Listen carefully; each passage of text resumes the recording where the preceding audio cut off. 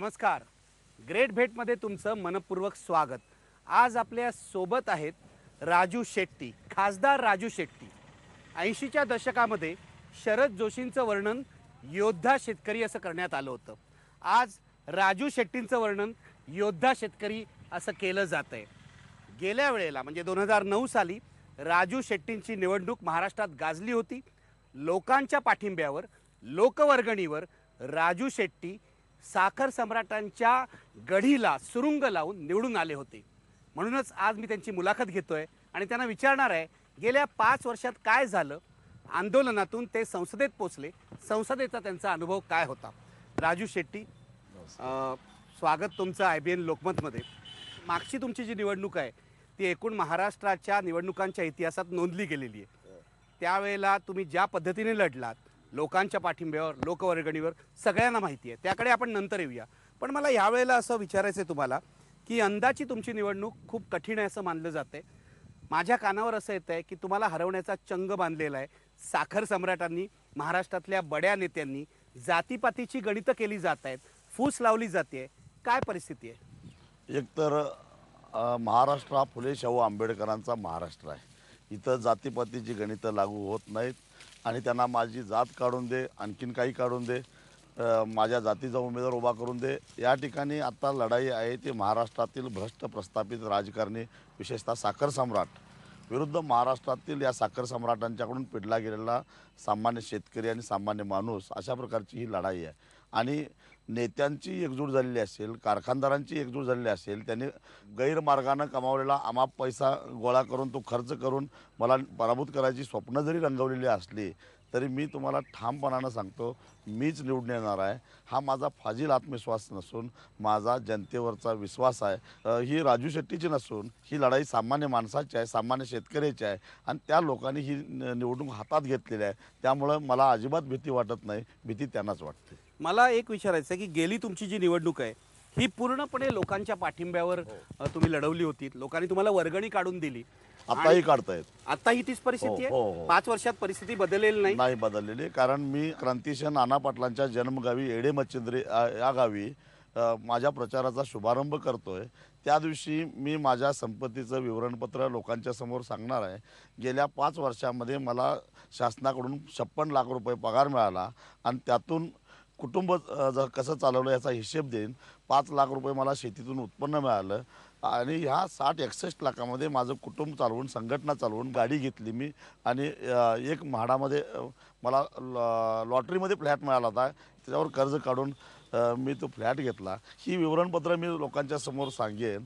आणि जर 5 वर्षे लोकांच्या प्रश्नासाठी मी लढत असेल, त्यांच्यासाठी चळवळ करत असेल, त्यांच्या प्रत्येक गोष्टी त्यांच्या मत्तीला जाऊन जात असेल, तर आता 5 वर्षातून एकदा मला जनमान्यतेची जी लोकशाहीतली परीक्षा द्यावी लागते, त्या परीक्षेची फी म्हणून लोकांनी मला निवडणुकीला पैसा द्यावा, ही साधी माझी मागणी आहे. आणि एखादा शेतकरी आपल्या मुलाच्या लग्नाच्या निमित्तानं मला निमंत्रित करतो आणि अगदी अगत्यपूर्वक मला निवडणुकीसाठी 25,000चं, 21,000चं, 11,000चं त्याच्या कृतीप्रमाणे वर्गणीचं पैसे देतो. कुणी अन्य कारणासाठी घरात वास्तुशांतीसाठी बोलवतं, त्या ठिकाणी भटजीला दक्षिणा द्यावी त्या पद्धतीने देतात. माणसं आत्तापासून माझ्यासाठी वर्गणी काढतायत. काही शेतकऱ्यांनी सर माझ्यासाठी कर्ज काढलं. 2च दिवसापूर्वी इचलकरंजीला मी एका सभेत होतो आणि कुंभोज तालुका हातकणंगले येथील एक शेतकरी आला, अल्पभूधारक शेतकरी, 38 गुंठे त्याची जमीन होती. त्यानं सांगितलं की माझी 38 गुंठे जमीन आहे, माझ्याकडे आता तुम्हाला वर्गणी द्यायला रोख पैसे नव्हते, म्हणून मी सोसायटीतून 10,000चं कर्ज काढलं आणि हे कर्ज तुम्हाला घ्या. कारण तुम्ही टिकलात, तुम्ही राहिलात, शेतकऱ्यांच्यासाठी असंच काम करत राहिला तर कदाचित भविष्यात माझी 38 गुंठ्याची 40 गुंठे जमीन होईल. पण हे लुच्चे लोक जर निवडून आले तर हे माझी 38 गुंठे जमीनसुद्धा कधी गायब होईल सांगता येणार नाही. अशा भावना सामान्य माणसाच्या आहेत. म्हणजे हे चांगलं आहे. शेतकऱ्याला लुच्चा कोण आणि सच्चा कोण हे कळतंय. निश्चितच. पण एक फरक आहे गेल्या निवडणुकीत आणि या निवडणुकीत. गेली निवडणूक तुम्ही शिवसेनेच्या उमेदवाराविरुद्ध लढवली होती, शिवसेनेचा उमेदवार होता. यावेळेला तुम्ही सेना भाजप युती बरोबर आहात. हा फरक कसा झाला हे मी अशासाठी विचारतोय की शरद जोशी जेव्हा सेना भाजपबरोबर गेले तेव्हा तुम्ही तुमचा गुरु म्हणावा अशा नेत्याची साथ सोडलीत. मग आता ही तडजोड तुम्ही का केली? 2004च्या लोकसभेच्या निवडणुकीमध्ये शरद जोशींच्या बरोबर मी काम करत होतो. त्यावेळी NDA सरकार दिल्लीमध्ये सत्तेत होतं आणि NDA सरकार हे 6 वर्षाचं प्रस्थापित सरकार होतं आणि त्यामुळं एखाद्या सरकारच्या विरोधात विरोधी पक्षांची एकजूट होणं हे नैसर्गिक असतं. परंतु आमच्यासारख्या चळवळीतल्या लोकांनी थेट सत्ताधारी पक्षाबरोबर ज्यावेळी जर हातमिळवणी केली तर ती हातमिळवणी करत असताना का केली हे लोकांना सांगावं लागतं. मी शरद जोशींना हाच आग्रह करत होतो की आपण सांगितलं पाहिजे लोकांना की तुम्ही NDA बरोबर का आघाडी केली, काँग्रेसबरोबर का नाही, राष्ट्रवादीबरोबर का नाही आणि त्यासाठी किमान एखादी जागा तरी घ्यायला पाहिजे होती. परंतु शरद जोशी म्हणले की नाही आपल्याला आघाडी करायचं आहे, फील गुड इंडिया शायनिंग इंडियाचा वारा आहे आणि त्याच्यामध्ये शेतकऱ्यांचा फायदा होईल आणि आपल्याला ही 2004ची गोष्ट 2004ची. मी म्हटलं की मला लोकांच्यामध्ये काम करायचं आहे, तळागाळात जाऊन काम करायचं आहे. लोक बिनशर्त पाठिंब्याचा अर्थ भलताच काढतात आणि अशा पद्धतीनं मला माझे कार्यकर्ते बदनाम होऊन द्यायचे नाहीत. तुम्ही पराभूत होणारी जागा घ्या पण काहीतरी घ्या, मला लोकांना सांगता येईल की एका जागेच्या बदल्यामध्ये आम्ही आघाडीमध्ये प्रवेश केलेला आहे. परंतु अशा पद्धतीने बिनशर्त पाठिंबा देणं माझ्या बुद्धीला पटत नाही. किमान आम्हाला तटस्थ राहण्याचा अधिकार द्या. आणि त्यावेळी दुसरी एक परिस्थिती अशी होती, नुकतीच बाबरी मशीद पडलेली होती आणि त्यामुळं देशामध्ये धर्मनिरपेक्ष आणि धर्मांध अशा दोन शक्तीमध्ये राजकारण विभागलेलं होतं, ध्रुवीकरण झालेलं होतं. काळाच्या ओघामध्ये आता धर्मनिरपेक्षता की धर्मांधता हा मुद्दा बाजूला पडलेला आहे. एवढे घोटाळे, एवढे भ्रष्टाचार आणि सरकारचं असलेला म्हणजे कुशासन यामुळं लोक अक्षरशः वैतागलेले आहेत. महागाईनं लोक वैतागलेले आहेत. त्यामुळं धर्मांध की धर्मनिरपेक्षता हा आता मुद्दा निवडणुकीमध्ये नाही आहे. आता मुद्दा आहे तो भ्रष्ट सरकार की चांगलं सरकार, महागाई कशी कमी करता येईल, बेरोजगारवर काय मात करता येईल आणि विकासाच्या मुद्द्यावर आता निवडणूक प्रामुख्यानं लढली जाते. आणि अशा परिस्थितीमध्ये एखाद्या ST स्टँडवर किंवा रेल्वे स्टेशनवर आपण गेलो आणि 10 लोकांनाच कुठल्याही बोलावलं आणि त्यांना विचारलं की हे सरकार बदललं पाहिजे का, तर त्यातले किमान 7 लोक आपल्याला सांगतील की हे सरकार बदललं पाहिजे.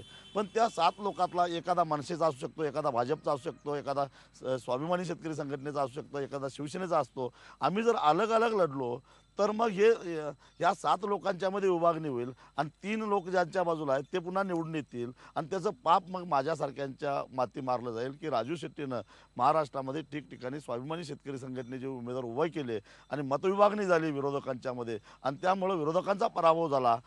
हा दोष माझ्याकडे घ्यायचा नव्हता आणि म्हणून मला आघाडी करावी लागली. हे बरोबर आहे, विरोधी मतांची एकजूट व्हायला पाहिजे. धर्मनिरपेक्षतेचा पेक्षा आज भ्रष्टाचार हा महत्त्वाचा मुद्दा आहे. पण 2002 साली जेव्हा गुजरातची दंगल झाली तेव्हा तुम्ही दंगलखोर जे होते त्यांच्या विरोधात विधानं केली होती. निश्चितच तुम्ही अशा प्रकारच्या जातीय दंगलीच्या कायम विरोधात राहिला. हो. आज गुजरातचेच मुख्यमंत्री नरेंद्र मोदी जे आहेत ते तुमच्या या आघाडीचं नेतृत्व करतायत. कदाचित उद्या ते पंतप्रधान झाले तर तुम्ही त्यांच्या सरकारमध्ये मंत्रीही व्हाल कारण तुम्ही त्यांचे मित्रपक्ष आहात. अशा वेळेला नरेंद्र मोदींबद्दल तुमची काय भूमिका असणार आहे आणि नरेंद्र मोदींनी उद्या काही चुकीचं पाऊल उचललं तुम्ही काय करणार आहात? नाही, राजकारणामध्ये आणि समाजकारणामध्ये एखाद्याला चुका दुरुस्त करायला सुद्धा संधी दिली पाहिजे असं माझं स्पष्ट मत आहे. होय, मी एकेकाळी मोदींचा कट्टर विरोधक होतो आणि आज अशा प्रकारे कट्टरवादी जे कोणी असतील त्यांच्या मी विरोध आहे. मी कुठल्याही आघाडीत असलो तरी मी माझी मतं मांडायला कधीही घाबरलेलो नाही आहे. परंतु 2002 नंतर गुजरातमध्ये एकही दंगल झालेली नाही हाही मुद्दा लक्षात घेतला पाहिजे. आणि 2002 नंतर गुजरातमध्ये शेती क्षेत्रामध्ये आणि औद्योगिक क्षेत्रामध्ये जी प्रचंड भरभराट झाली त्याच्यामुळे जे रोजगार निर्माण झाले तोही मुद्दा लक्षात घेतला पाहिजे. शेतीसाठी प्रसिद्ध नसलेल्या, उद्योगधंद्यासाठी प्रसिद्ध नसलेल्या राज्यामध्ये मोदीसारख्याने जर करून दाखवलेलं असेल तर देशपातळीवर त्यांना अशा प्रकारे संधी द्यायला काय हरकत आहे. समजा ते पुन्हा पंतप्रधान झाले, पुन्हा त्यांनी कट्टरवाद आणला तर त्यांना विरोध करायला आमचे हात कोणी बांधलेले नाहीत. कधीही विरोध कराल? निश्चित करू. मोदी जर चुकीचं वागले तर तुम्ही निश्चित करू. ते कोण आहे त्याचा विचार न करता या देशामध्ये प्रत्येक माणसाला घटनेनं जो अधिकार दिलेला आहे त्या अधिकाराप्रमाणे जगण्याचा हक्क आहे आणि त्या हक्कावर जर कुणी गदा आणत असेल तर मी तरी गप्प बसणार नाही. कारण मी शेतकऱ्याचा बच्चा आहे. मी असं चुकीचं काही खपवून घेणार नाही आणि मग माझा कितीही तोटा झाला, राजकीय तोटा झाला, राजकीय बळी गेला तरीसुद्धा मी तडजोड करणार नाही. मला अटी घातल्याशिवाय कुणालाही पाठिंबा द्यायची सवय नाही. कारण मला तुम्ही निवडून आणलेलं नाही, माझ्या शेतकऱ्यांनी निवडून आणलेलं आहे, लोकवर्गणीतनं निवडून आणलेलं आहे आणि त्यामुळं त्यांची वकिली करणं हे माझं काम आहे. असं म्हणून मी त्यांचा फोन ठेवला. किमान पवारांचा फोन ठेवणारा महाराष्ट्रात कुणीतरी एक आहे हे त्यांना कळावं हा उद्देश होता. त्या दिवसापासून त्यांचा राग आहे. मोदींविषयी मी तुम्हाला विचारलं, मला तुमच्या आवडत्या आणखी एका नेत्याविषयी तुम्हाला विचारायचं आहे आणि मग या मुलाखतीत पुढे जायचं आहे. मला शरद पवारांविषयी विचारायचं आहे. शरद पवारांचं तुमच्यावर उदंड प्रेम आहे, इतकं प्रेम आहे की राजू शेट्टी दिसले की ते संतापतात. इतका राग काय शरद पवारांचा तुमच्यावर? एक तर माझा उदय होण्यापूर्वी शरद पवार हे महाराष्ट्रातील शेतकऱ्यांचे अनभिषिक्त नेते होते आणि त्यांच्या त्या स्थानाला कुठेतरी धक्का लागतो, त्यामुळे त्यांचा अहंकार दुखावलेला आहे. खरं तर ह्या वादाची सुरुवात 2004 सालापासून झालेली आहे. 2004 साली एकाच वेळी मी 2 शरदना दुखावलं. शरद जोशींच्या बरोबर NDA बरोबर संगनमत करायला मी नकार दिला आणि त्याच वेळी मी अपक्ष म्हणून विधानसभेची निवडणूक लढवली आणि लोकवर्गणीतनं निवडूनही आलो. निवडून आल्यानंतर त्यावेळी काँग्रेस राष्ट्रवादीमध्ये सरकार बनवण्यामध्ये थोडीशी चुरस लागली, ती स्पर्धा लागलेली होती. त्यामुळं राष्ट्रवादी जास्तीत जास्त आपल्या आमदारांची संख्या वाढेल यासाठी अपक्षांना गळाला लावण्याचा प्रयत्न करत होते. त्याचाच एक भाग म्हणून शरद पवारांचा मला दिल्लीहून फोन आला आणि त्यांनी मला पाठिंबा देण्याच्या संदर्भामध्ये विचारलं. मी त्यावेळी ऊस उत्पादक शेतकऱ्यांचं आंदोलन करत होतो. ऑक्टोबरचा महिना होता. मी त्यांना म्हटलं की साहेब, मी शेतकऱ्यांचे प्रश्न घेऊन निवडणूक लढवलेली आहे आणि मी जे प्रश्न हातात घेतलेले आहेत ते सुटणार असतील तर त्यासाठी मी माझी राजकीय भूमिका घ्यायला तयार आहे. तर तुमची काय मागणी आहे? त्यांना वाटलं की मी काहीतरी मागेन त्यांच्याकडं. मी त्यांना एवढं सांगितलं की मी सध्या ऊस उत्पादक शेतकऱ्यांचं आंदोलन करतोय आणि काही ऊसाच्या पहिल्या उचली संदर्भातल्या माझ्या मागण्या आहेत आणि त्या मागण्या पूर्ण करण्यासाठी राज्य सहकारी बँकेचा आडकाठी येते. कारण राज्य सहकारी बँक जर साखरेच्या पोत्यावर कर्जाची उचल वाढवून देत नसेल तर मग साखर कारखाने मला माझ्या म्हणण्याप्रमाणे ऊसाची पहिली उचल देऊ शकत नाहीत. कारण तुमच्या पुतण्याच्या ताब्यामध्ये राज्य सहकारी बँक आहे. तुम्ही जर सांगितलं राज्य सहकारी बँकेला पतपुरवठा वाढवून द्यायला तर हे कोडं सहज सुटतं आणि तेवढं सोडवा. मी राष्ट्रवादी काँग्रेसला पाठिंबा देऊन तुमचं सरकार आणण्यासाठी मी मदत करेन. कारण मी शेतकऱ्यांचा नेता आहे. शेतकऱ्यांचा फायदा होत असेल तर मला अशी भूमिका घ्यायला काही चुकीचं वाटत नाही. त्यावेळेस पवारसाहेब मला म्हणाले मी अटी घालून अशा कोणाचा पाठिंबा स्वीकारत नाही. मी पवारसाहेबांना म्हणालो, साहेब, फोन तुम्ही मला केला आहे, मी तुम्हाला केलेला नाही आणि मला अटी घातल्याशिवाय कुणालाही पाठिंबा द्यायची सवय नाही. कारण मला तुम्ही निवडून आणलेलं नाही, माझ्या शेतकऱ्यांनी निवडून आणलेलं आहे, लोकवर्गणीतनं निवडून आणलेलं आहे आणि त्यामुळं त्यांची वकिली करणं हे माझं काम आहे. असं म्हणून मी त्यांचा फोन ठेवला. किमान पवारांचा फोन ठेवणारा महाराष्ट्रात कुणीतरी एक आहे हे त्यांना कळावं, हा उद्देश होता. त्या दिवसापासून त्यांचा राग आहे. पण आता एवढे 5 वर्ष तुम्ही दिल्लीत होता. दिल्लीत असं म्हटलं जातं की मराठी खासदार शरद पवारांना भेटल्याशिवाय काही काम करू शकत नाही. तुम्ही नाही भेटलात त्यांना, तुमची कामं नाही अडली? माझी कामं ही जनतेची कामं असतात. एक तर मला काय माझ्या पोराबाळांच्यासाठी पेट्रोल पंप मागायचा नसतो किंवा आणखीन काही मागायचं नसतं. दिल्लीमध्ये व्यक्तिगत कामं असतातच. काय बदल्यांच्या राजकारणामध्ये मला अजिबात रस नाही. त्यामुळं कोणा उद्योगपतीसाठी मी काम करतच नाही. मग दिल्लीमध्ये काम असणार काय तर शेतकऱ्यांच्या प्रश्नाच्या संदर्भातलं काही धोरण बदलणं, की त्या संदर्भात मी वेळोवेळी भेटतच असतो. त्यांनाही भेटतो, सगळ्यांनाच पत्रव्यवहार करतो, पंतप्रधानांना भेटतो आणि एरवी इतरांना ज्या पद्धतीने भेटतो तसंच त्यांनाही भेटतो. परंतु अलीकडच्या काळामध्ये त्याचाही अर्थ वेगळा काढाले. त्यामुळे मी त्यांना पत्र पाठवतो, परंतु आता भेटायचं बंद केलं आहे. पण हेही लक्षात घ्या की मराठी खासदारांना काय वाटतं हे मला माहिती नाही, परंतु पवारांचा विरोधक म्हणून मला एक दिल्लीत वेगळा सन्मान मिळतो, हेही लक्षात ठेवा. म्हणजे काय, पवारांचे विरोधक म्हणून दिल्लीत तुम्हाला लोक मान देतात, याचा काय अर्थ आहे? नाही, मी काही प्रश्न घेऊन जातो, काही टेक्स्टाईलच्या संदर्भातले किंवा शुगर इंडस्ट्रीच्या संदर्भातले, शेतीच्या संदर्भातले प्रश्न घेऊन वेगवेगळ्या मंत्रालयात वेगवेगळ्या अधिकाऱ्यांच्याकडे ज्यावेळी जागतो त्यावेळी माझी आधीच ओळख त्यांच्यापर्यंत पोहोचलेली असते की शरद पवारांना शेतकऱ्यांची बाजू घेऊन तगडेपणानं आव्हान देणारा एक शेतकरी नेता म्हणून माझी प्रतिमा तिथं पोहोचली असते. त्या सन्मानानं माझं ऐकून घेतात आणि मग एखादं धोरण ठरवत असताना पवारसाहेबांच्या डोकीत काय आहे, ते शेतकऱ्यांचे नेते नसून साखर कारखानदारांचे नेते आहेत. साखर कारखानदार, त्याच्या साखरेचे व्यापारी, निर्यातदार आणि ठेकेदार, वायदे बाजारातले काही बाज यांच्या फायद्याचं कसं धोरण ते राबवतात आणि त्यामुळे शेतकऱ्यांचं नुकसान कसं होतं हे मी पटवून सांगतो आणि पटवून झाल्यानंतर त्यांना ते पटतं आणि मग त्या पद्धतीनं ते धोरण कधी कधी पवारांच्या इच्छेच्या विरोधात धोरण राबवलं जातं. उदाहरणार्थ कच्च्या साखरेच्या निर्यातीसाठी सबसिडी द्यायचा मुद्दा होता. त्यामुळे मी पंतप्रधानांना पत्र लिहिलं की ही सबसिडी द्यायचीच असेल तर ती कच्ची साखर उत्पादन करणाऱ्या साखर कारखान्यांना थेट द्या, तर त्याचा शेतकऱ्याला फायदा होईल. तो जर निर्यातदारांना दिलं तर ते रेणुका शुगरसारख्या कंपन्या ती सबसिडी खाऊन जातील आणि शेतकऱ्याला काही मिळणार नाही, साखर उद्योगाला काही मिळणार नाही. असे बारकावे घेऊन मी तिथं ज्यावेळी दिल्लीत जातो त्यावेळी त्या एक अशी भावना त्यांची होती की शेतकऱ्यांच्या बाजूनं बोलणारा, तळमळीनं बोलणारा एक माणूस आहे. म्हणून कुठल्याही पक्षाचा लोकप्रतिनिधी असो किंवा अधिकारी असो, ते मला सन्मानानं वागवतात आणि माझी खाजगी कामं तर काहीच नसतात, अशी सार्वजनिक कामं असतात. त्यामुळे मला कधीच अडचण आली नाही. कधी पण गेल्या 5 वर्षात तुम्ही संसदेमध्ये एवढी भाषणं केलीत, अनेक कामं करत असाल. शरद पवार हे महाराष्ट्रातले सर्वात ज्येष्ठ नेते तिथे संसदेमध्ये आहेत. त्याने एकदा सुद्धा तुमचं अभिनंदन नाही केलं, कधी बोलले, कधी शाबासकीची पाठीवर थाप मारली, असं कधीही नाही झालं. मी त्यांच्याबरोबर एका कमिटीत कामही करत होतो. फूड प्रोसेसिंग कमिटीचे ते मंत्री या नात्याने चेअरमन होते आणि मी त्या कमिटीचा सदस्य होतो. इतरांना वाटायचं की यांचे दोघांचे संबंध किती चांगले आहेत, अशा प्रकारचे वागतात, परंतु प्रत्यक्षात त्यांची कृती मात्र वेगळी असते. मी लोकसभेमध्ये त्यांच्या एका कायद्यात दुरुस्तीचं त्यांनी बिल आणलेलं होतं. त्या बिलाला नापसंतीचा ठराव आणलेला होता आणि तो ठराव मांडत असताना मी जोरदार भाषण केलं. मला वाटलं होतं की पवारसाहेब संध्याकाळी अभिनंदन करतील, चांगले मुद्दे मांडतील असं म्हणतील, परंतु नाही मांडलं त्याने. किंवा एक आपल्या महाराष्ट्रातला एक नवीन खासदार आलेला आहे, तो काहीतरी करू पाहतोय म्हणून कौतुकाची थाप पाठीवर मारतील असं वाटलं होतं, परंतु तसं नाही झालं. तसं काही केलं नाही झालं. माझं ते भाषण मीडियामधून बाहेर जास्त लोकांच्यापर्यंत पोहोचणार नाही याची व्यवस्था मात्र केली गेली. कदाचित यामुळे शरद पवारांविरुद्ध लढण्याची तुमची ताकद वाढली हो, असेल. निश्चितच वाटलं. पण मला पुन्हा निवडणुकीकडे यायचंय. ही काय तुमची पहिली निवडणूक नाही? निश्चितच नाही. म्हणजे तुमचं जे आत्मचरित्र प्रसिद्ध झालंय आणि तुम्ही स्वतः ते लिहिलंय असं तुम्ही त्याच्या प्रस्तावनेमध्ये म्हटलेलं मी आहे स्वतःच लिहिलं की शिवार ते संसद. या आत्मचरित्रामध्ये तुम्ही तुमच्या आयुष्यातल्या सर्व निवडणुकांविषयी लिहिलंय. हो.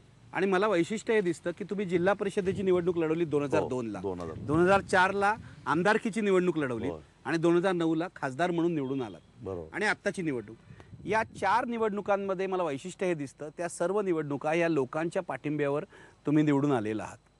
तुम्हाला मागे वळून पाहताना काय वाटतं की एक चळवळीतला नेता, म्हणजे तुम्ही शेतकरी संघटनेमध्ये होतात, शेतकऱ्यांचे लढे लढलेत, अनेक कारखान्यांविरुद्ध तुम्ही संघर्ष केलात, एक चळवळीचा नेता जिल्हा परिषदेपासून सुरुवात करतो आणि संसदेपर्यंत पोहोचतो, तुमचा काय अनुभव होता? 2002 साली ज्यावेळी मी पहिली जिल्हा परिषदची निवडणूक लढवली त्यावेळी तर माझ्याकडे मोटरसायकल सुद्धा नव्हती. मी कुणाच्या तरी मित्राची मोटरसायकल घेऊन मोटरसायकलीवरून फिरून माझा प्रचार करायचो आणि मी निवडणूक त्यावेळी लढत होतो आमच्या साखर कारखान्याच्या व्हाईस चेअरमनच्या विरोधात. आणि मग लोकांनीच वर्गणी काढली, पत्रकं छापून घेतली, प्रचार केला आणि ती निवडणूक मी सहजगत्या जिंकलो. अगदी एका पक्षाचे ज्येष्ठ नेते दिनकरराव यादव म्हणजे माझे आमदार होते आमच्या तालुक्याचे, अशा मोठ्या माणसाचा पराभव करून मी निवडून आलो. अख्ख्या जिल्ह्याचं लक्ष माझ्याकडं वेधलं गेलं. परंतु हे लोकवर्गणीत आणि एवढं करून त्यावेळी जे वर्गणी आम्ही काढली त्यातले 35,000 रुपये शिल्लक राहिले ते माझ्याकडे. नंतर 2004लाही तसंच केलं. मी म्हटलं की मी जर 2.5-3 वर्ष मला जिल्हा परिषदेमध्ये काम करायला मिळाले, त्या काळामध्ये मी कुठल्या ठेकेदाराकडून कमिशन मागितलं नाही, कुठल्या शिक्षकांच्या बदल्यांच्यासाठी काही पैसे घेतले नसतील, तर मग विधानसभेच्या निवडणुकीसाठी करावा लागणारा जो खर्च आहे तो कुठला आणू? माझ्या प्रामाणिकपणाची किंमत म्हणून तो काही निवडणुकीचा खर्च आहे तो लोकांनी करायला पाहिजे. कारण मी निवडून येणं, एक चांगला लोकप्रतिनिधी म्हणून विधानसभेमध्ये जाणं ही लोकांची सुद्धा गरज आहे. मग त्याही वेळी अगदी लहान मुलांनी खाऊचे पैसे सुद्धा मला दिलेले होते. तर लोकवर्गणी गोळा केली. त्यावेळी 1.5 लाख रुपये शिल्लक ठेवून मी ते निवडणूक जिंकली आणि तेच 1.5 लाख रुपये गुंतवणूक करून स्वाभिमानी विचार नावाचं एक पाक्षिक मी सुरू केलं, जे आजपर्यंत अतिशय उत्तम. त्याचे संपादक तुम्ही स्वतः. म्हणजे निवडणुकीचा पैसा न उधळता त्यातून शिल्लक ठेवायची आणि चांगला उपक्रम सुरू करायचा, हे तुम्ही केलेलं आहे. हो, निश्चितच केलेलं आहे. ते लॉजिक शरद जोशींनी मांडलेलं मला पटलं की एका दाण्याचे 1000 दाणे करणारा शेतकरी स्वतः अर्धपोटी का राहतो, भिकाऱ्यासारखा का राहतो? तर याचं कारण शेतकऱ्याच्या शेतीमालाचे भाव पाडणं हे सरकारचं अधिकृत धोरण आहे. 10 वर्ष तुम्ही लोकप्रतिनिधी आहात आणि लोक तुमच्यावर एवढं प्रेम करतात, हे का? हे मी अशासाठी विचारतोय की आपल्या आमदारावर खासदारावर लोक असं प्रेम करत नाहीत सर्वसाधारणपणे. लोकांना वाटतं तो निवडून आल्यावर श्रीमंत होतो, जो स्लीपर गाडून फिरत होता तो मोठ्या गाडीतून फिरतो. पण तुमच्या बाबतीत तसं दिसत नाही. अपवाद आहात तुम्ही. का प्रेम करतात लोक तुमच्या?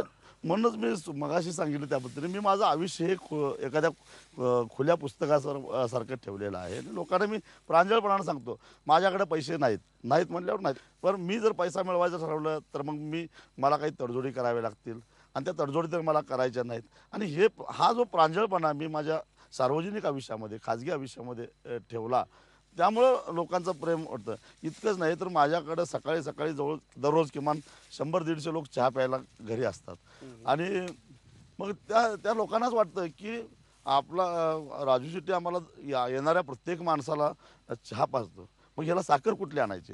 मग साखर कारखान्यातून शेअरवर जी साखर मिळते ती शेतकरी आणून माझ्या घरात देतात. म्हणजे इतकं प्रेम लोक करतात.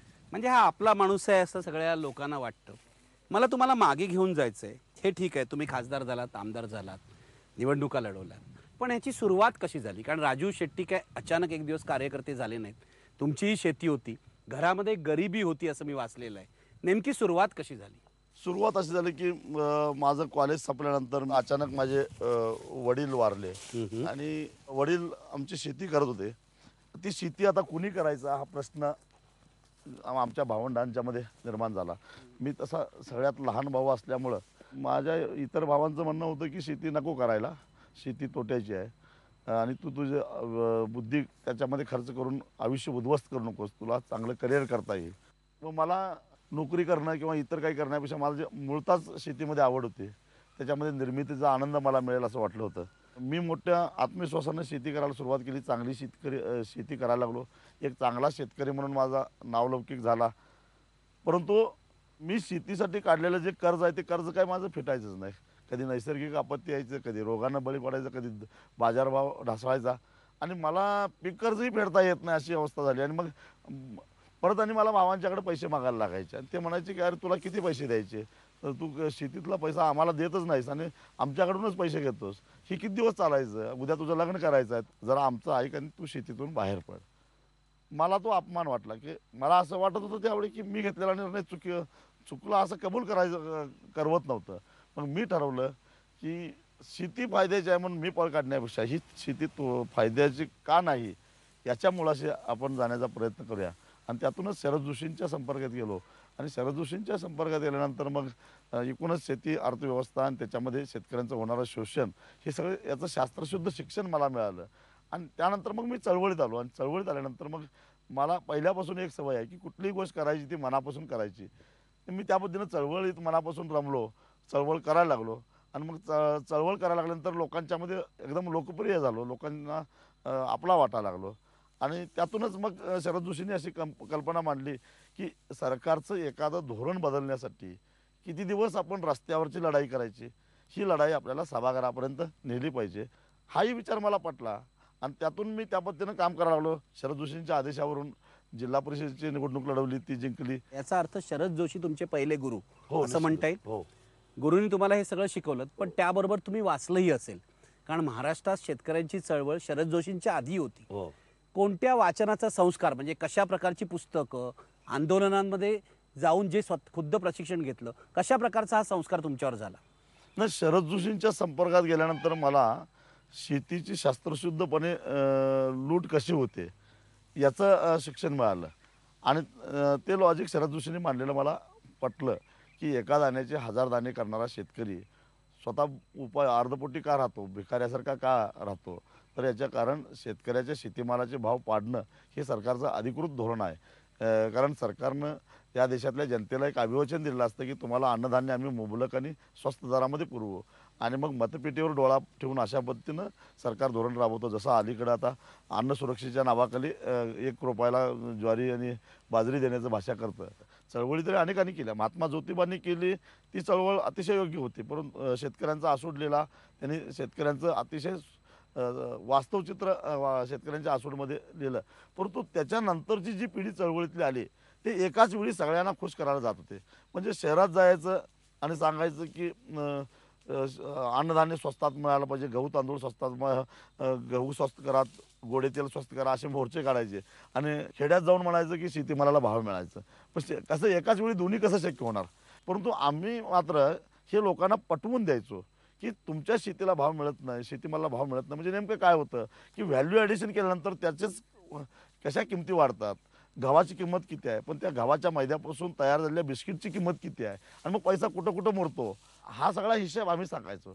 त्यामुळे आमच्याकडे शेतकरी चटकन यायचा. पण ही पुढची गोष्ट म्हणजे शरद जोशींबरोबर गेल्यावर त्याआधी सुद्धा अत्यंत आक्रमक अशा चळवळी तुम्ही केल्यात. उदाहरणार्थ दत्त सहकारी साखर कारखान्याविरुद्ध, म्हणजे मला असं वाटतं त्यांच्या पेपर प्लांट विरुद्ध हो. जी तुम्ही चळवळ केली, त्यांच्या प्रदूषणाविरुद्ध, ही महत्त्वाची चळवळ होती. त्यानंतर उसाच्या चळवळी केल्यात आणि अनेक वेळा तुम्हाला पोलिसांनी मारलं, हो. तुम्हाला कारखान्याच्या गुंडांनी मारलं. काय काय झालं, कोणत्या महत्त्वाच्या चळवळी होत्या आणि नेमकं काय काय झालं? तर सुरुवातीच्या काळामध्ये मी ज्यावेळी 1992-93ला चळवळी करायचो त्यावेळी अजून शरद जोशी मला ओळखत सुद्धा नव्हते. तर त्या काळामध्ये अशाच मला वाटायचं की हा अन्याय होतो.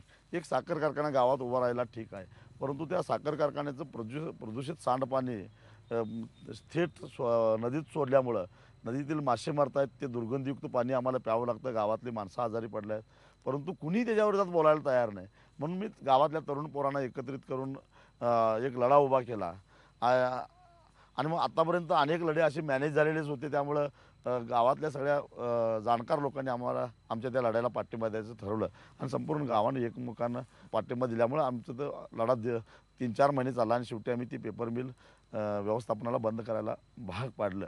तर त्यावेळी मला अनेक जण तंबी द्यायचे. एक तर खेड्यापाड्यामध्ये एखादं काही गोष्ट धाडसाचं करायचं तर त्याच्या पाठीमागं घरात किमान 5-6 भाऊ लागतात किंवा आपले भाऊबंधांची संख्या मोठी लागते. म्हणजे कुणी एक संकटात गेला तर सगळे भाऊकीतले लोक धावून येतात. त्यामुळे त्या घराचं कुणी नाव काढत नाही. अशी एक आजही पद्धत ती खेड्यामध्ये आहे. माझे जे सवंगडी होते ते सगळे बहुसंख्याक मराठा कुटुंबातले वगैरे होते.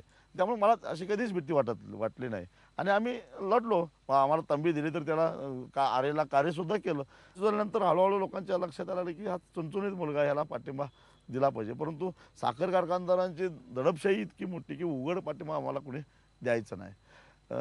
पण मूक पाठिंबा आम्हाला असायचाच. मी साखर कारखान्याच्या वार्षिक साधारण सभेमध्ये शेतकऱ्यांचे प्रश्न घेऊन भांडायला उभा राहायचो. कधी कधी पोलीस मला म्हणायचे, अरे हे सगळे लोक अंगावर आले तर तुला ढेकून चिरडल्यासारखं चिरडून टाकतील. परंतु मला माहिती होतं की त्यातल्या निम्म्या लोकांना मी जे काय काम बोलतोय, मी जे मांडतोय ते पसंत आहे, परंतु साखर कारखानदारांच्या समोर बोलायची हिंमत नाही. त्यामुळे ते माझ्या अंगावर हात उगारणार नाहीत नक्की. अशा पद्धतीनं सुरुवातीच्या काळामध्ये मी चळवळी केल्या. पण नंतर मग हळूहळू लोकांचं धाडस वाढत गेलं आणि मग एका आंदोलनामध्ये माझ्यावर हल्ला झाला. त्यावेळी मी जिल्हा परिषद सदस्य होतो. इतका वाईट हल्ला होता की मी बेशुद्ध होऊन, कारखान्याच्या गुंडांनी मला मारलं. बेशुद्ध होऊन पडलेलो होतो रस्त्यावर. मग त्या हल्ला करणाऱ्यांना तर असं वाटलं की मी मेलो म्हणून ते मला तिथंच टाकून पळून गेलेले होते. परंतु दुर्दैवानं मी काही मेलेलो नव्हतो. मी परत हॉस्पिटलमध्ये ॲडमिट झालो. काही काळानंतर शुद्धीवर आलो, उठून बसलो आणि परत आल्यानंतर मी घाबरलो नाही किंवा त्यांच्या विरोधात पोलिसात तक्रारही केली नाही. कारण मला माहिती होतं की ह्यांच्या विरोधात तक्रार करून काय फायदा. हे कारखानदारांचे गुंड म्हणजे बाडोत्री. आपण जे मूळ सूत्रधार आहेत त्यांच्या मागे लागलं पाहिजे. म्हणून मी पोलिसात तक्रार तर केली नाहीच. उलट त्या वेळी हॉस्पिटलमध्ये राहून त्या आंदोलनाचं नेतृत्व केलं आणि लोकांना सांगितलं मी अजून मेलेलो नाही, जिवंत आहे आणि जोपर्यंत आपल्याला न्याय मिळत नाही तोपर्यंत मी मागं हटणार नाही. स्वतःच्या जीवावर उदार होऊन आपल्यासाठी लढतो म्हटल्यानंतर मग लोकांची भीती मोडली आणि ते सरळ बेडरपणे मग रस्त्यावर यायला लागले. आणि मग त्यावेळी लोकांच्या डोक्यात असा एक विचार आला की ह्या पोराला आता आमदारच करायचं म्हणजे सरकारी संरक्षण मिळून जाईल त्याला. शेतकऱ्यांनी अशी पाळी लावून अक्षरशः माझ्याबरोबर ते राहायचे. म्हणजे एकतर त्यावेळी माझ्याकडे तुम्हाला संरक्षण संरक्षण देण्यासाठी रात्री अपरात्री मोटरसायकलवरनं फिरणं धोक्याचं आहे. म्हणून मग त्या काळामध्ये 2002ला त्याने वर्गणी काढून 6 लाख रुपये जमा केले आणि एक क्वालिस गाडी मला घेऊन दिली आणि माझ्याबरोबर येणाऱ्याने स्वतःचा खर्च स्वतः करायचा, मला काही तुशीस लागून द्यायचं नाही. अशा पद्धतीनं 2-3 वर्ष लोकांनी मला जपलं आणि आमदार झाल्यानंतर मग मला म्हणाले, आता तुम्ही सरकारचे पाहुणे झाल्यात, आता तुमचं सरकार संरक्षण करेल. तुमच्यासारखी माणसं कमी दिसतात, याचं काय कारण आहे आणि हे कसं बदलणार? एक तर लोकशाहीच्या शुद्धीकरणाची प्रक्रिया सुरू झाली पाहिजे. अण्णा हजारेंचं जंतर मंतरवर झालेलं उपोषण आणि त्यानंतर दिल्लीमधल्या लोकांनी आम आदमी पार्टीला स्वीकारलं. याच्यानंतर लोकांच्या मनात एक मात्र विचार निश्चित चमकून गेलेला आहे की आपण जर मनात आणलं तर बदल घडवू शकतो. सतत तुमची जेव्हा आंदोलनं होतात तेव्हा तुमच्यावर असा आरोप केला जातो की राजू शेट्टी हे ऊस शेतकऱ्यांचे नेते आहेत किंवा फक्त शेतकऱ्यांचे नेते आहेत. राजू शेट्टी हे इतर विषयांवर बोलत नाही. तुमचं काय उत्तर आहे? फक्त मी ऊस शेतकऱ्यांचाच नेता आहे अशातला भाग नाही. मी दुधाचं आंदोलन केलं, दुधासाठीच ते मी संघर्ष करतो. त्याचबरोबर अलीकडच्या काळामध्ये मी माझं बेदाण्याच्या संदर्भात मार्केट कमिटीच्या आवारामध्ये बेदाणा उधळून जो काही तुडवला जायचा लिलावाच्या वेळी त्याला मी आक्षेप घेतला. आंदोलन करून ते जवळजवळ प्रमाण आता कमी करता आणलेलं आहे. त्यानंतर मी कांद्यासाठी आंदोलन केलं. विधानभवनाच्या दारात हायकोर्टाची बंदी असताना सुद्धा कांदा फेकून एका प्रकारे कांद्याची कैफियत विधान भवनापर्यंत नेण्याचा प्रयत्न केलेला होता. नाशिकच्या जिल्हाधिकाऱ्यांना रात्री 1:30 वाजेपर्यंत मी कांद्याच्या प्रश्नावर कोंडून ठेवलेलं होतं. महाराष्ट्राच्या मुख्यमंत्र्यांचा फोन आला की दुसऱ्या दिवशी मी अधिवेशन चालू होतं, मी सभागृहात घोषणा करेन की कांद्याला काही मदत करतो म्हणून. मग मी जिल्हाधिकाऱ्यांना रात्री 1:30 वाजता त्यांच्या कर्मचाऱ्यासहित जवळजवळ 400 कर्मचारी ते सोडून दिलं. त्याचबरोबर कापसासाठी मी विदर्भात अनेक वेळा गेलो. मराठवाड्यात सोयाबीनच्या परिषदा घेतल्या, सोयाबीनसाठी आंदोलन केलं. विजेच्या दरासाठी किंवा भारनियमनाच्या विरोधात मी आंदोलन करतो. अशी अनेक उदाहरणं सांगता येतील. आज कृष्णा काठावर मोठ्या वीटभट्ट्या आहेत. त्या मजुरांची लहान लहान मुलं तिथंच वीटभट्ट्याच्या आसपास खेळत असतात. त्यांच्या शिक्षणाचे आभाळ होतात, कारण 6 महिने ते इकडं असतात, 6 महिने कर्नाटक बिहार या बाजूला कुठेतरी असतात. मी या वीटभट्टींच्या मुलांसाठी गेली 4 वर्षे एक शाळा चालवतो. 400 विद्यार्थी असतात. त्यांना चौरस आहार देण्यापासून त्यांना शास्त्रशुद्ध शिक्षण देण्यापर्यंत हे सगळं चालवतो. 1 रुपया मी सरकारचा अनुदान घेत नाही. मी लोकवर्गणीतनं हे करतो. पण हे कधी मी सांगायच्या भानगडीत पडलो नाही. खेड्यापाड्यातले बेरोजगार तरुण आहेत. एक तर नोकऱ्या मिळत नाहीत म्हणून बँकेतून पतसंस्थेतून कर्ज काढून एखादी जीप गाडी घेतात आणि प्रवासी वाहतूक करतात. त्यात कधीही गैरवावर होत नाही. परंतु पोलिसांनी हप्ते घ्यायचे, एसटीच्या कर्मचाऱ्यांनी हप्ते घ्यायचे, आरटीओनं हप्ते घ्यायचे आणि मग त्यांनी व्यवसाय करायचा. म्हणजे समांतर काळ्या पैशाची अर्थव्यवस्था महाराष्ट्रामध्ये या वडापच्या नावाखाली आज चालू आहे. त्याच्याऐवजी केरळ किंवा गोव्यासारखं त्याला जर का रेग्युलरायझेशन केलं तर त्यांचाही व्यवसाय चालेल, एस टीसुद्धा बंद पडणार नाही. हे करणं शक्य आहे. असे अनेक प्रश्न आहेत, ते मी हळूहळू आता घेतोय आणि ते मी हाताळतोय. अनेक प्रश्नावर तुम्ही काम करताय. कदाचित तुम्ही जेव्हा आंदोलन करता ऊसाचं तेव्हा मीडियाचं लक्ष जात असल्यामुळे मीडिया तेवढ्यापुरतंच बघत असेल. मला तुम्हाला विचारायचं आहे, 5 वर्ष तुम्ही लोकसभेत काढलीत, काय महत्त्वाचे विषय तिथे मांडलेत? म्हणजे तो सभागृहातली कामगिरी जी तुमची आहे तिच्याकडे आम्ही कसं बघायचं? नाही, एक तर लोकमतनं जो एक सगळ्या महाराष्ट्रातल्या सगळ्या खासदारांचं जे प्रगती पुस्तक काढलं त्याच्यामध्ये 10 पैकी 8 मार्क मिळवणारे 4 लोक होते. ते 4ही मंत्री होते. पवारसाहेब, सुशीलकुमार शिंदे, मिलिंद देवरा आणि प्रफुल्ल पटेल. आणि 7 मार्क मिळवणारा मी दुसऱ्या नंबरचा. म्हणजे तटस्थ एखाद्या मीडियातल्याच एका यंत्रणेनं जे सर्वे केला त्याच्यामध्ये मला त्यांनी दुसऱ्या क्रमांकावर एक संसदपटू म्हणून ठेवलं. आणि पदार्पणाच्या काळात दत्तप्रसाद दाभोळकर हे एक महाराष्ट्रातले विद्वान ग्रस्त आहेत. त्यांनी साधना या अंकामध्ये एकदा लेख लिहिला की पदार्पणाच्या काळामध्ये महाराष्ट्रातील ज्या थोडक्या लोकांनी लोकसभेच्या सभागृहावर प्रभाव पाडला त्यातले पहिली व्यक्ती म्हणजे मधु लिमये आणि त्याच्यानंतर उल्लेख करावा लागेल राजू शेट्टी, असं दत्तप्रसाद दाभोळकरांनी लिहिलं आहे. त्याचबरोबर महाराष्ट्रातून पहिल्यांदा ऑलिम्पिकमध्ये जाऊन कुस्तीला पदक मिळवणारे खाशाबा जाधव तेंडुलकरांना भारतरत्न देतात, तर आमच्या खाशाबा जाधवांना पद्म तरी द्या, ही माझी साधी मागणी होती. कुस्तीला ग्लॅमर नाही म्हणून काय झालं, पण सगळ्यात जास्त मेहनत कुस्तीत करावी लागते. कोल्हापूरच्या विमानतळाला राजाराम महाराजांचं नाव द्यावं, असे अनेक सामाजिक प्रश्न. कोकण रेल्वे असेल, पश्चिम महाराष्ट्राला कोकण राजापूरला जोडला तर कोकण आम्हाला निर्यातीसाठी बंदर जवळचं पडेल. मी सिंगल मेंबर पार्टी असल्यामुळं मला कदाचित बोलायला वेळ कमी मिळत असेल, परंतु सातत्यानं वेळ मिळायचा आणि त्या संधीचा मी फायदा घेतला आणि आपले मुद्दे प्रभावीपणानं त्या ठिकाणी रेटण्याचा प्रयत्न केला. ही जी निवडणूक आता आली त्याआधी काही दिवस आम्ही असं ऐकत होतो की राजू शेट्टी आम आदमी पक्षाबरोबर युती करणार किंवा आम आदमी पक्षात जाणार. नेमकं झालं काय? ही तुमची जी योजना होती ती फसली कशी? कारण अण्णा हजारेंच्या आंदोलनापासून तुम्ही अण्णा हजारेंशी, अरविंद केजरीवालांशी संबंधित होतात, तर हा बेत तुम्ही रद्द का केलात? माझ्याही डोक्यात सुरुवातीला असंच होतं, महाराष्ट्रामध्ये असा प्रयोग दिल्लीत झाला तसा होऊ शकतो. त्या दृष्टिकोनातून सुरुवात म्हणून ऊस आंदोलनामध्ये जे 2 शहीद आमचे गेले त्यांना मदत देण्यासाठी म्हणून मी रक्कम जी गोळा केली होती ती अरविंद केजरीवाल यांच्या हस्ते सांगलीला मी शहीदांना दिली. पण दरम्यानच्या काळामध्ये अण्णा हजारे त्यांच्यापासून बाजूला गेले.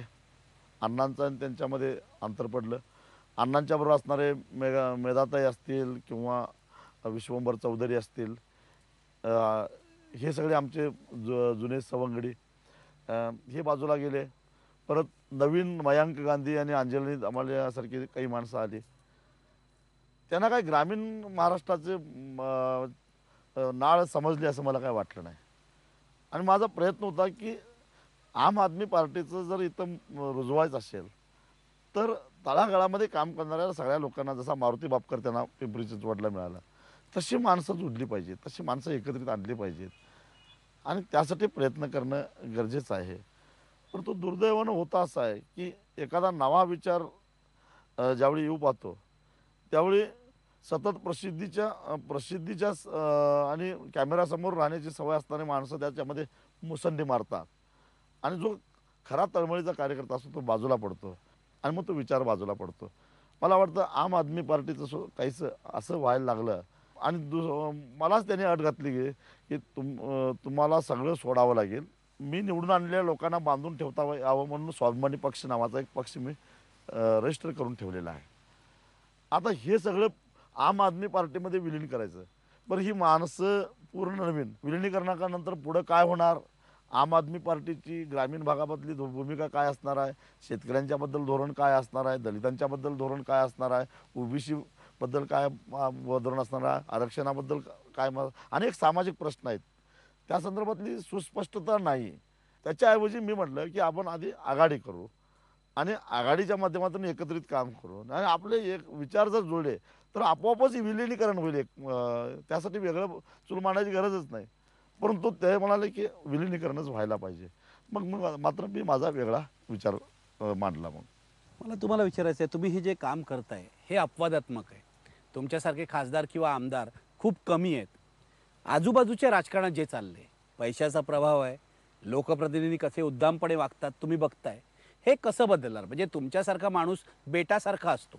म्हणजे एवढ्या महाराष्ट्रामध्ये 48 खासदार आहेत, एवढे सगळे आमदार आहेत, पण तुमच्यासारखी माणसं कमी दिसतात. याचं काय कारण आहे आणि हे कसं बदलणार?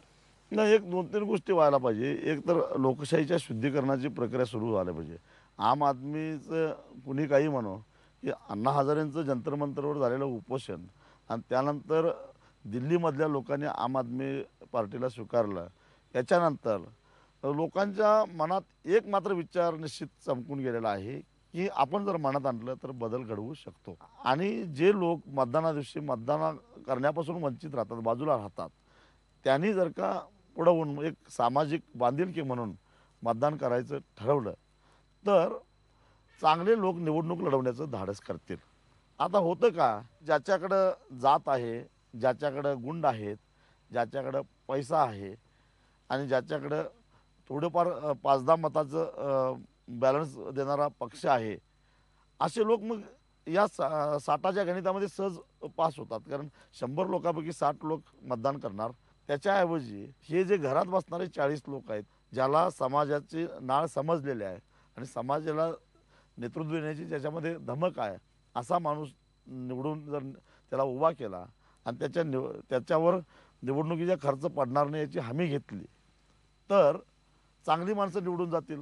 लोकप्रतिनिधी होणं म्हणजे हा पूर्ण वेळचा जॉब आहे, लक्षात ठेवा. म्हणजे आपल्या व्यवसायाकडे दुर्लक्ष, घराकडे दुर्लक्ष, एवढं करून समाजाकडं सगळा वेळ द्यायचा आणि तो देऊन आणि मलाच मतं द्या म्हणून आपल्या संपत्तीतला बराच मोठा हिस्सा खर्च करायचा, हे न पटणारी गोष्ट आहे. कुवत आणि लायकी नसणारी माणसं आज जी काय निर्णय प्रक्रियेमध्ये जाऊन बसलेत आणि त्यामुळं प्रशासनाचं पावतं आणि मग प्रशासन नाचवेल त्या पद्धतीने हे लोक नाचत राहतात. मग हे सगळं बंद होईल आणि खऱ्या अर्थानं राजकारणाचं शुद्धीकरण होईल असं मला वाटतं. राजू शेट्टी, धन्यवाद. तुमच्यासारखा माणूस अजूनही राजकारणात आहे आणि तो तत्वाच्या आधारे निवडणूक लढवतोय, हीच मोठी गोष्ट आहे. धन्यवाद.